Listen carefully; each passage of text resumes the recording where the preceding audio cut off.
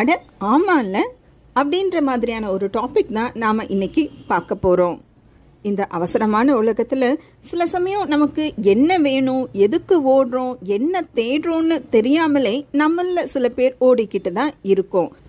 இன்னும் சொல்லணும்னா என்ன ரேஸ்ன்னு கூட தெரியாது, எல்லாரும் ஓடுறாங்கன்னு ஓடுறோம், எந்த இடத்துல நிறுத்தணும்னு தெரியாம கூட ஓடிட்டு இருக்கோம்.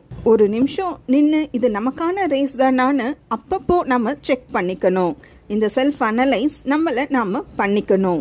நம்மள தாங்க செல்ஃப் அனலைஸ் பண்ணணும், மற்றவங்களை அனலைஸ் பண்ணக்கூடாது. ஏன்னா இங்க நம்ம யாரையும் திருத்துறதுக்காக வரல. இந்த பூமியில எல்லாமே என்னென்ன எப்பப்போ நடக்கணுமோ அதெல்லாம் அப்பப்போ பெர்ஃபெக்டான டைமிங்ல நடந்துட்டு தான் இருக்கு. நம்மளை மாத்திக்கிறதுக்கான சூழ்நிலை இந்த பூமியில தான் கிடைக்கும் அப்படின்றதுக்காக தான் நாம மனித பிறவி எடுத்துக்கிட்டு வந்திருக்கோம். அது மட்டும் இல்லாம இந்த யூனிவர்ஸ்க்கு எல்லாமே ஒண்ணுதான். அதை பொறுத்த வரைக்கும் நல்லவங்க கெட்டவங்க அப்படின்னு எந்த வித்தியாசமுமே பார்க்காது. அதோட ரூல்ல ஒரு இம்பார்ட்டன்ட் ரூல் என்னன்னு பாத்தீங்கன்னா, நன்மையும் தீமையும் பிறர் தர வாரா. நம்ம நல்லது செஞ்சா நல்லது நடக்க போகுது, கெட்டது செஞ்சா கெட்டது நடக்க போகுது. அது மட்டும் இல்லாம கடவுள் பாரபட்சம் இல்லாம எல்லாருக்குமே பெரிய பெரிய பொக்கிஷம் கொடுத்திருக்காங்க. அது என்ன பொக்கிஷம் அப்படின்னு தானே கேக்குறீங்க? அதை தேடுறதுக்காக தான் நாம இங்க வந்திருக்கோம். அதை எங்க போய் தேடணும் அப்படின்னு தானே பாக்குறீங்க? அதுக்கும் கடவுள் க்ளூ கொடுத்திருக்காங்க. அது என்ன க்ளூன்னு நமக்கே தெரியும், மறந்திருப்போம். கடவுள். வெளியில தேடாம உட்புறமா தேடணும். ஜேர்னி டுவர்ட்ஸ் இன். கடவுள். இந்த மாதிரி நம்ம உட்புறமா நம்ம கடந்து செல்றப்போ இந்த வெளி உலகத்துல கிடைக்காத பெரிய பெரிய பொக்கிஷம் நமக்கு உள்ளேயே கிடைக்கும். அந்த பொக்கிஷத்தை தான் ரொம்ப சீக்ரெட்டா வச்சிருக்காங்க. அது யாரு தேடுறாங்களோ அவங்களுக்கு தான் அந்த சீக்ரெட், அந்த ரகசியம், அந்த சிதம்பர ரகசியம் தெரியும். நம்ம சில பேர் பார்த்துருப்போம், அவங்களுக்கு எல்லாமே இருக்கும், பேர் புகழ் பதவி எல்லாமே இருக்கும், இருந்தாலுமே ஒரு வெறுமை இருக்கிற மாதிரி ஃபீல் பண்ணுவாங்க. அவங்களுக்கு ஒரு கம்ப்ளீட் ஃபீல் அப்படின்றது இருக்காது.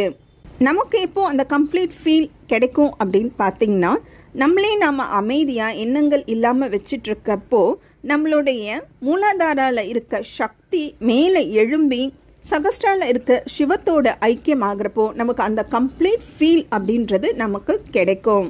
ஸோ இந்த மாதிரி சக்ராஸ் எப்போ ஆக்டிவேட் ஆகும் அப்படின்னு பார்த்தீங்கன்னா, யோகா பண்ணுறப்போ, மெடிடேஷன் பண்ணுறப்போ, இல்லை நம்மளே நம்ம அமைதியாக வச்சுட்டு இருக்கிறப்போ, நல்ல எண்ணங்களோட இருக்கிறப்போ நமக்கு அந்த சக்தின்றது ஆக்டிவேட் ஆகும்.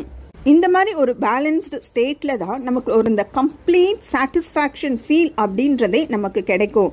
அது மட்டும் இல்லாமல் இந்த வெளி உலகத்தில் இருக்காத பெரிய பொக்கிஷம் நமக்கு உள்ளேயே நம்மளால ஃபீல் பண்ண முடியும்.